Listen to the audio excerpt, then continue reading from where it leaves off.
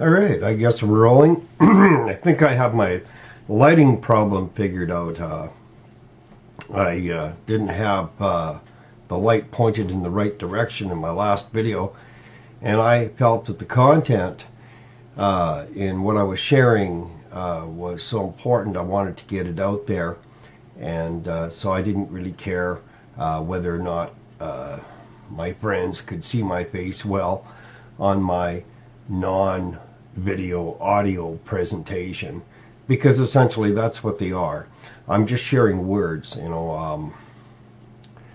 visuals, well, that was actually sparked by someone who stated once on the internet to me that I was ashamed to show my face or something to that effect. I don't remember the exact wording.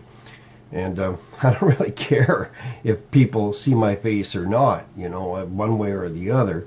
What matters to me more is that I'm contributing some knowledge and contributing to the awareness of my sisters and brothers in this whole realm of humanity. And I do believe that I'm part of this. I'm part of this thing we call humanity. I'm a human being, and maybe more than a human being. Maybe I'm a human becoming, and becoming something even better than human. And that gets into a whole new controversial area that I'm not going to even discuss this evening. So I thought I'd test the lighting a bit, and this seems to work. The best time for me to do these non-video audio presentations is at night when my children are sleeping and my wife is resting. And anyway, I have my coffee here, and it's cold. But I've been working on my vehicle. I don't know, it's seems I'm having some electrical issue with it, and I've jumped so many hurdles trying to fix this problem so that my car will work. But tonight, I'd just like to talk a little bit about my experience.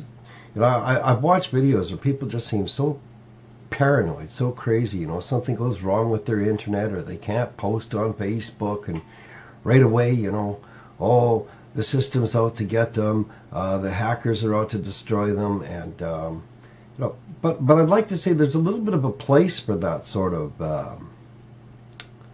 paranoia. Because I'm not going to say it doesn't happen. Now, 2 days ago, a very odd thing happened. I was trying to post a politically oriented, very sort of controversial video that I had made. Yes, this is that video on Donald Trump that I made that where my face didn't show up. I wasn't trying to hide my face or anything. It's just that my lighting wasn't good, and I was ready to chuck my Nikon. But I because I had this blaring light behind me, and still you could not see my face, and it was the way the reflection was working, and that's why my face was sort of darkened out. But that's neither here nor there. What was really odd is I was trying to put that video up, and I had a terrible time. I had a terrible time. I was trying to upload it on Facebook, and it uploaded as a communication to somebody else, in a long list of public replies. I could upload it like that. But I could not upload it to my own page. I could not, say, okay, this is my video, video section, upload. It just wouldn't. And at about 12:30, somewhere around there, around noon, my internet vanished. It just completely vanished. Now here's the line I was given by Eastlink, okay? This is the line I was given. This is the line that the technician, brilliant guy, really brilliant guy, wonderful. We had a wonderful talk. We talked about all sorts of things. And, he's truly an asset to Eastlink. But I don't buy the line that he gave me. As nice a guy as he is, and probably he was instructed to tell people this, my internet was cut off. I mean, shut down. I mean, you're done. And, hey, you know what? This technician did great work. I hope he gets well paid.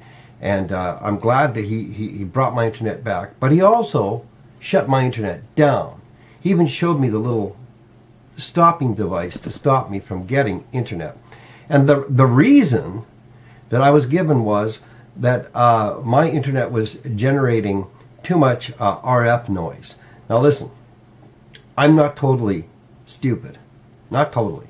I'm a little bit stupid, I admit that. But Donald Trump, I'm not. When it comes to the internet, if this had been a problem, if this had truly been the reason, all right, then the years and years that I have been with Eastlink, because he said it had to do with temperature changes. Yes, fluctuations in temperature can alter RF. I tried to tell the first cable guy this when they're not even here in our town anymore, that when you have a drop in temperature and then a sudden increase in temperature, it's going to make your cable net go wonky. You're going to have problems, okay? Because everything changes. Your impedance changes. So it's going to affect your voltage. It's going to affect your signal. You're going to have RF problems as a result of temps. This is one of the drawbacks to using cable. But I had been with these guys for a long time, and I've seen temperatures fluctuations from 40 below to 20 below to 10 above, and fluctuations is drastic as a 30-degree change overnight. And that did not affect my internet service, all right? I don't buy it. I don't buy that line. And of course, I know that the reason my internet stopped is because they stopped it. They shut it down. People were complaining, apparently, that their internet wasn't working, or they're having problems with their internet. And so the line I was given is it was traced to my network. I don't believe that for 1 minute, because I also know that this gentleman had to work on 6 other units, all right, in my immediate area. 6 other units. I tried to get this information from Eastlink, my provider, and they said no, there was no record of anyone else having any problems in my area. Well, maybe the lady on the phone couldn't find any record of it, but that is exactly what was happening. I thought at first perhaps it might have been the junction, but allegedly not. And then he showed me the cable box. Now this makes more sense.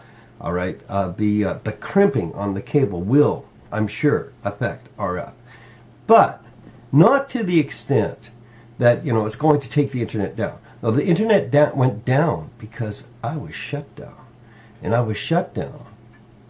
I have this sneaky. Yep, this is it. This is where your good pal Ed goes paranoid on you, because I'm a hot tamale. I'm a live wire. I might be affecting, making some impact in some places where somebody sitting on a board does not, and I promise you this, I know, whoever you are, I know, somebody sitting on a board really doesn't like Ed King, all right? And you know, that's fine. You know, I've suffered worse. I will survive. I will, you know, that's neither here nor there. Somebody sitting on a board really, really doesn't like Ed King. And, you know, if I were a betting man, I'd wager that that individual is also female. Because I can see what's going on in my country. I can see what's going on in my province. You know, and if that person sitting on that board really doesn't like Edward King, and they're not female, well, they're effeminate. So whoever you are, you know, you're effeminate, and you're probably, you know, one of these neo-feminazi types that hate men like me, because I go by the book, and I follow the principles of common law, and these are principles that are direct conflict with the feminazi principle, no, you know, I don't believe in woman worship, and I don't believe in kowtowing even to these rich widows that want to run the world. Largely, most of them are widows because they killed their husbands, and you know, I just have my views, and I'm entitled to my views. I'm entitled to share my views, and I'm sorry if I'm gaining in popular support, because you know, I'm not a person who really does try to get a majority following or anything like that. I'm not after that. I really don't, you know, care that much what the majority thinks, because my goodness, I wouldn't be able to say anything if I was worried about what the majority thought. No, and I'm not running for politics. You know what? People have approached me and asked me, will you run? Will you run? Please, will you run? And I've turned them down. I've said no. You know, I don't want to play that game. I believe that I could probably impact more people sharing on the internet. Now, isn't this interesting? This gets into what Donald Trump's trying to do now, you know? He's saying, you know, hey, well, you know, we need to get control of the internet. We need to... No, you don't, Donald. You don't need to get control of the internet. And he's worried because so many young people are becoming ISIS recruits. Well, Donald, you know, clean it up at the source. Lay the root to the axe, because it was your government, Donald, that created ISIS. ISIS is a Hillary Clinton construct. All right, so lay the axe to the roots. All right, okay. The first thing